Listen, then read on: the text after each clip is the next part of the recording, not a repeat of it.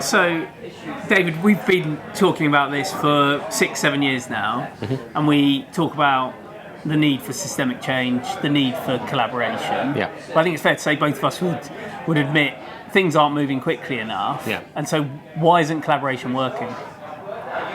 I think, there's a number of different levels to that. So, if you think about something like the COP process, for example, you've got countries that are really looking after their own best interests. And so you've got the representatives of those countries that have been selected by parties that have been elected, and behind that you've then got the public. And the public tend to vote for a party based on,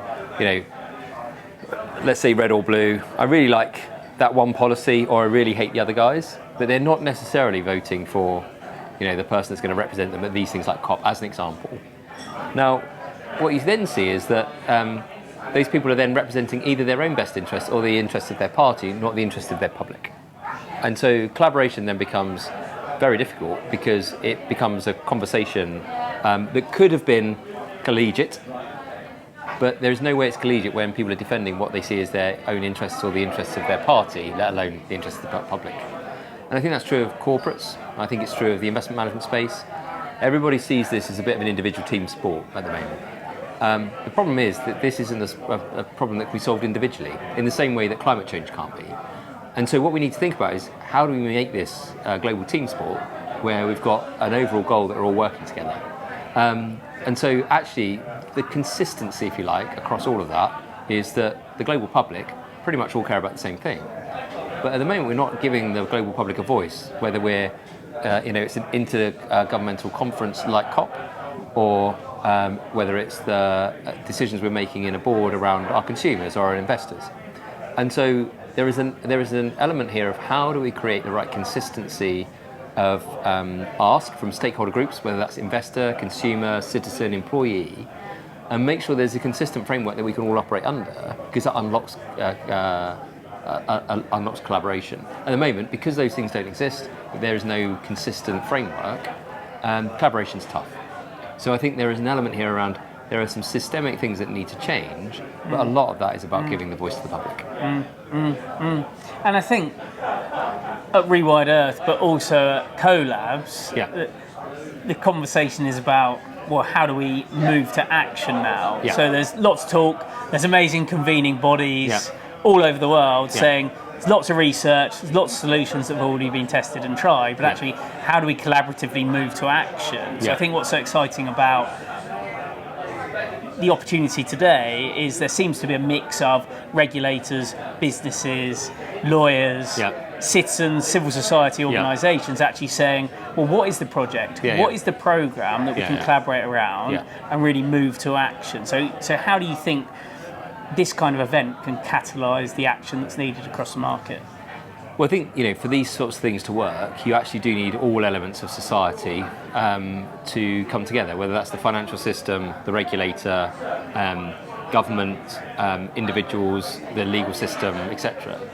And so these sorts of constructs where you're actually bringing those organisations together, so there is a clear and articulate conversation between them, is fundamental. And that's where CoLabs comes in terms of convening. Where Rewired Earth comes in, I think, is that ability to codify that conversation. So bringing the conversation together is one thing, making it a standard conversation that everybody can have in a consistent way is basically what then happens. And I think where Rewired Earth is really powerful, and the work you're doing, is essentially enabling those individuals, whether it's as a consumer, investor, citizen or employee, to have a voice and require the right transparency in the system, and that then underpin what the regulator does, what needs to happen in the legal frameworks, what happens in the financial system in terms of the decision-making processes around investor preferences and the value pools that creates, but also what then needs to go on through the corporate world and supply chain. And being able to pull that together in a really coherent way essentially enables the opportunity for people to effectively collaborate around one framework, which, once successful, which it inevitably will be, it's a case of then actually unlocking a market that becomes the most protective force on the planet. And obviously we're thinking and talking about the ability to unlock energy, to unlock technology, to unlock supply chains, to unlock frameworks, and all of these things are interconnected. So how do you see that throughout next year? How do you really see this, again, moving to action and actually driving the change we need to see, and proving that by these things coming together, we can deliver real impact? Yeah, so I think, there are really exciting new technologies. If you look at things like, compute, being able to reduce the cost of compute to 1% of existing. Same with energy, being able to burn water is one example, to create power, so cleaning up pollutants whilst producing power and energy, reducing carbon footprint. But those initiatives will only create full value if you then join them into the market forces of transparency around demand, and the ability to then take that demand signal as an investor, as a consumer, to drive the right behaviours through the supply chain.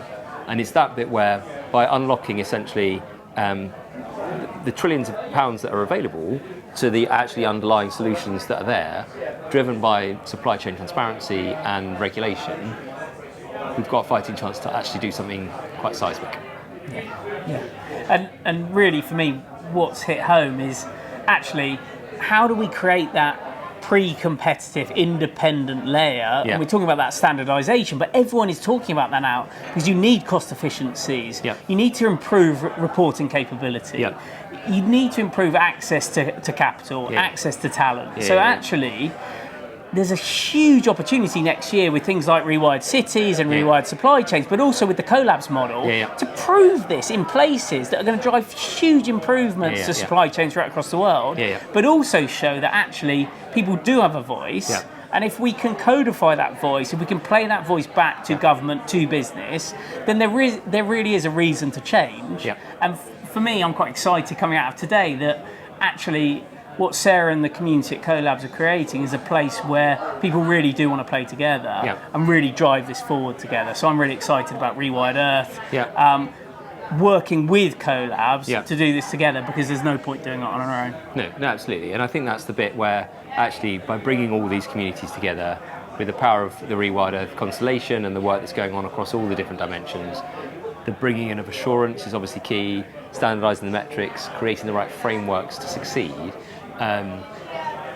Basically, that ability to move the market from the most destructive force to the most protective force on the planet becomes real, but also unlocking some of those bigger transformational technologies or transformations that are going to be required to deliver becomes real, as opposed to it being a nice to have or side of desk type opportunity. So looking forward to the future.